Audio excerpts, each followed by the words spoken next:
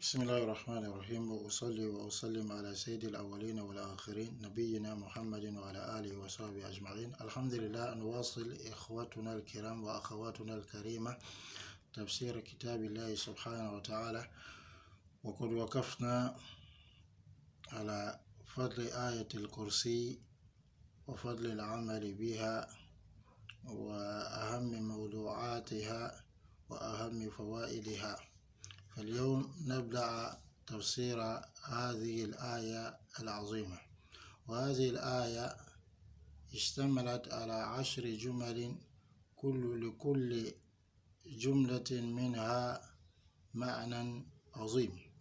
يقول سبحانه وتعالى: الله لا إله إلا هو الحي القيوم. الله لا إله إلا هو، أي المألوه، والمراد المعبود بحق، فلا معبود بحق سواه، لأنه المعبود حبا وتعظيما، فهو الإله الحق الذي تتعين أن تكون جميع أنواع العبادة والطاعة والتعلق له لكماله ولكمال صفاته وعظيم نعمه.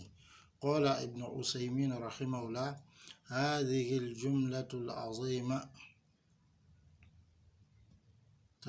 تتضمن نفي الألوهية الحق نفيا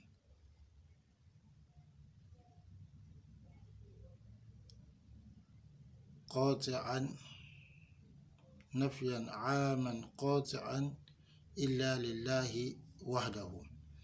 الحي القيوم. الحي هو الحي الذي لا يموت،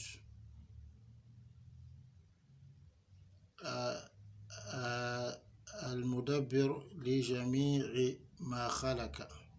القيوم هو القائم بنفسه، وهو القائم بغيره، أي قام بنفسه وقام به غيره، فجميع المخلوقات مفتكرة ومحتاجة إليه، وهو غني عنها ولا قوام لهم إلا هو، كقوله تعالى: ومن آياته أن تقوم السماء والأرض بأمره. Alhamdulillah, chers frères et sœurs, nous continuons notre cours de tafsir. Tafsir, exégèse la parole d'Allah subhanahu wa ta'ala. Nous avons déjà parlé des mérites de réciter Ayat al-Kursi, le mérite que le verset même comporte, des plus grands, plus importants des joyaux que la sourate comporte, des plus importants thèmes que la sourate aborde.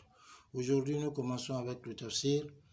Ce verset comporte 10 grandes phrases, et chacune de ces phrases a un sens qui est énorme. La première phrase: Allahu la ilaha illa hu, Allah, point de divinité digne d'être adoré en dehors de lui. C'est-à-dire que c'est lui qui est le digne d'être adoré, donc celui qu'on adore, hubban par amour, wa ta'ziman et par vénération. Ça veut dire que c'est lui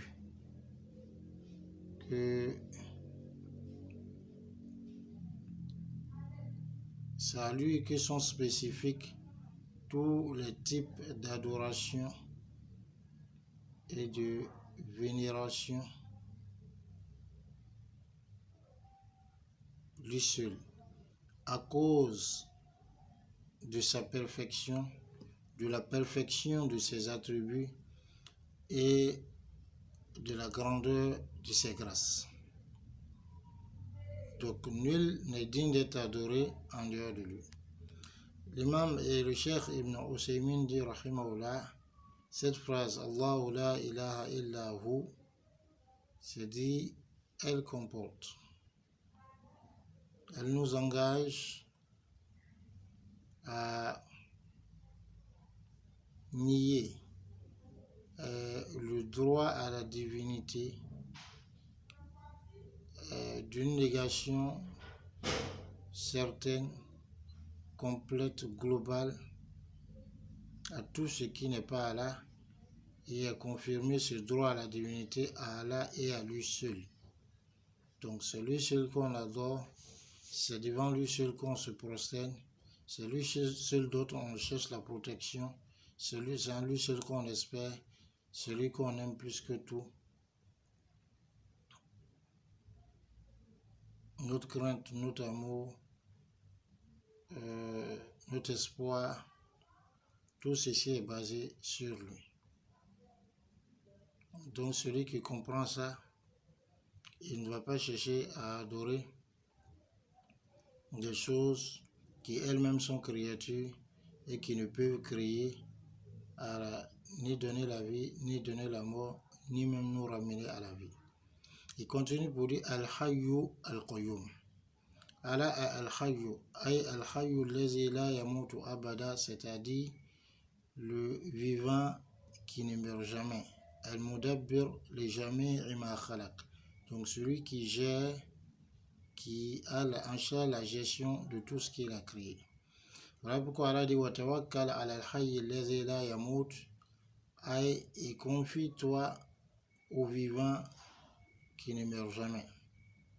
Ça veut dire qu'on n'a pas le droit d'adorer et de se confier à celui qui est vivant mais qui est déjà mort, ou bien à celui qui est vivant mais qui va mourir, ou bien à ceux à quoi on n'attribue même pas la vie ni la mort comme les choses inertes. Donc il est le vivant dont la vie est complète. Cette vie n'a pas été précédée d'une mort et elle ne sera pas suivie d'une autre mort. Al-Qayyum, c'est celui qui s'accomplit, qui subsiste par lui-même et par lequel toute chose subsiste.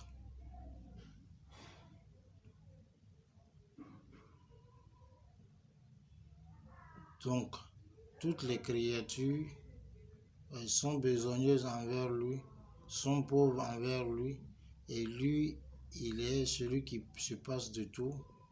Donc, il n'a besoin de rien alors que tout a besoin de lui. Et il n'y a pas de moyen pour les créatures de subsister. Il n'y a pas de moyen pour les créatures d'exister si ce n'est que par lui.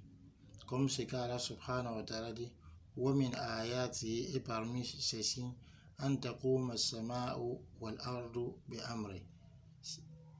Il y a parmi ces signes le fait que le ciel et la terre se dressent par son ordre. Et donc, chers frères et sœurs, on doit bien méditer ce verset ou ces deux phrases, Allahu la ilaha illahu, et Allah, point de divinité digne d'être adoré en dehors de lui, Al-Hayyu, le vivant qui ne meurt jamais, dont la vie est complète, Al-Qayyum, celui qui existe par lui-même et celui par qui toute chose existe. Inch'Allah ta'ala, dans les jours à venir, on va poursuivre avec le tafsir de ce verset en approfondissant cette deuxième phrase dans la partie Al-Hayyu, le vivant qui ne meurt jamais, Al-Qayyum, celui qui existe par lui-même et par qui toute chose existe. Assalamu alaikum wa rahmatullah.